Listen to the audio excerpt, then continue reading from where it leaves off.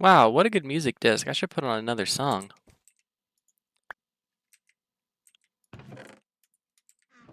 Oh man, it is such a pain to switch between them. Let me look at my music catalog real quick.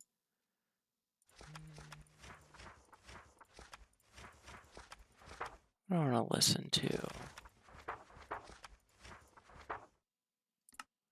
Let's go with that one again.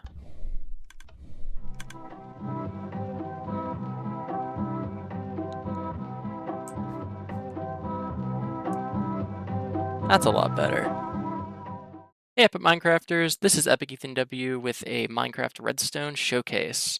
And today we're going to be looking at a music disc selector and player that I have created.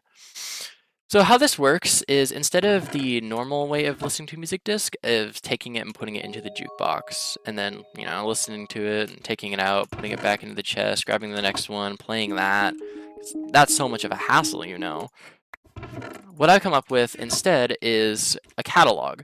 So here you have your book inside of your Lectern, and you're able to select whichever song you want to listen to. So let's, for example, just pick Pig Step for this one. So once you make your selection on the book by placing it on that page, you can go ahead and click this button, and it'll activate the system, which plays Pig Step. Now, this utilizes a lot of redstone techniques, some of which I was completely new to or had to learn about. So first off, we have this redstone comparator signal strength decoder. Now, this was a design that I found from a Redditor by the name of dedekindredstone. So how this works is, depending on what page you're on, we'll have just one singular output. From what I understand, it uses a bunch of AND gates to ensure that only the one after each AND is activated. I'm not too sure of how it works. I could go ahead and make a truth table for it, or you could just look it up online from dedekindredstone.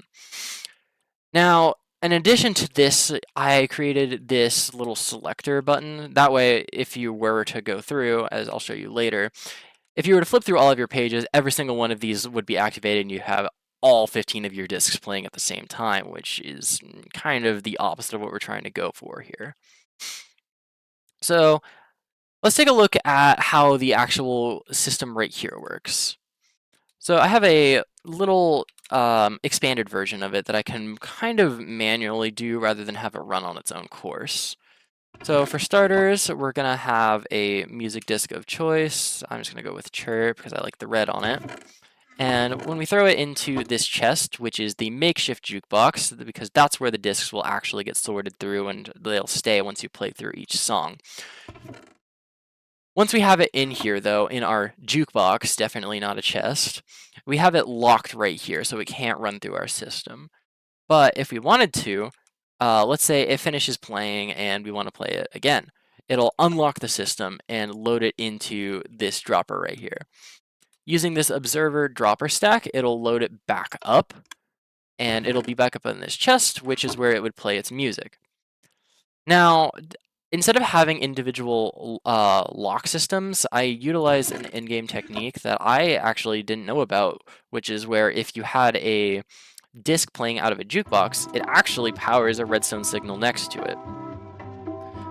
Now, this gets used to ensure that nothing flows through when you're trying to play other songs. So let's say if I wanted to come up here, this is the same modular design that I'm having over here, just instead of using the decoder to select songs, we just have manual buttons here. So let's go ahead and play other side. So this whole system works, fires up this redstone torch right here, which unlocks the hopper, or in this case, I guess, allows the hopper to pull it from the jukebox, put it into this dropper, up into the hopper, and back into the jukebox to play it. And these are activated from this change in this redstone lamp. Now, it doesn't need to be a redstone lamp. You could actually replace this with just a fence gate or a trapdoor, and it should still fire everything up, since it's going to have an update in the redstone signal.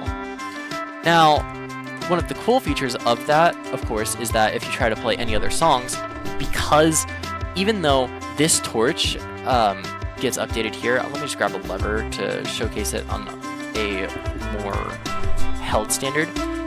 This right here would allow the actual hopper right here, pulls the disc out of the jukebox and would feed it back into the system if things weren't powering.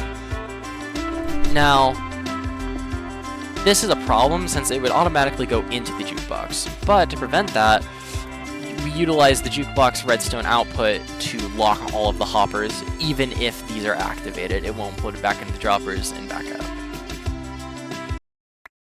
So the original design for this was kind of a mess. We'll just go over it real quick. What I wanted to do with it was have all of these different timing delays and have those basically feed into different, I guess, redstone repeaters into each of these hoppers. This would have become a mess super quickly, been really hard to follow, and also just a pain to implement for anyone trying to replicate it, and it's not modular at all. Every single line of redstone would have to be explicitly built for each segment. And that's why this design's a lot better. You can actually expand this as far as you want, but you'll have some limitations. The nice part with this is there's about 15 Minecraft discs. I believe there's actually 16, maybe even more than that. But 2 of them are just kind of cave sounds and not really something you'd probably listen to in your spare time.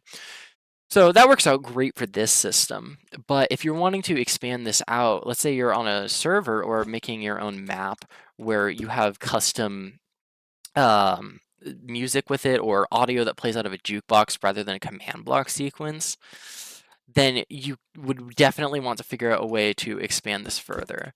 And you could do so like this, since you'll have the redstone um, then still die out once it gets past that 15 block, or I guess it would be one closer in right here. You would still have it die out. The problem is now you're going to have it so that it's running a line like this, which you may run into issues where you won't be able to have it continue, or you'd have 2 of these playing at the same time. So you'd have to ensure that if this line of redstone or something down the line was active, this line doesn't activate. The other issue you're going to run into, again, is also with this jukebox as well. So if we had Pickstep playing, I can't remember, I'm going to double check that I did refill it before. Yes, it's still in there. So if we come down here and we already have it selected, play Pickstep on this line, since it's dead right here, if we were to pull a repeater, you could have it, it would be the same if you're trying to play from disc 1 right here, or I think this one's loaded with disc 13. You would run into the issue of you wouldn't have this line actually locking it up, and you'd have to account for that in this design.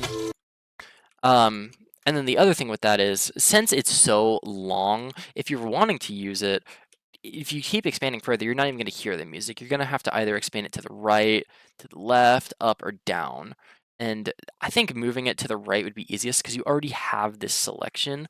So instead of having a secondary line that detects the strength from out here, you could just have an update line, which basically runs off the NOT gates of this. So what you're seeing here is everything is on here. Just have everything on the opposite and then include this line. It'll just run completely opposite of what it is. That one's active, that one's not going to be active, and that would give you a total of, I think, 30 music selection if you had custom resource packs. Anyway, that's all for this Redstone showcase. If you enjoyed, please let me know, and thank you for watching.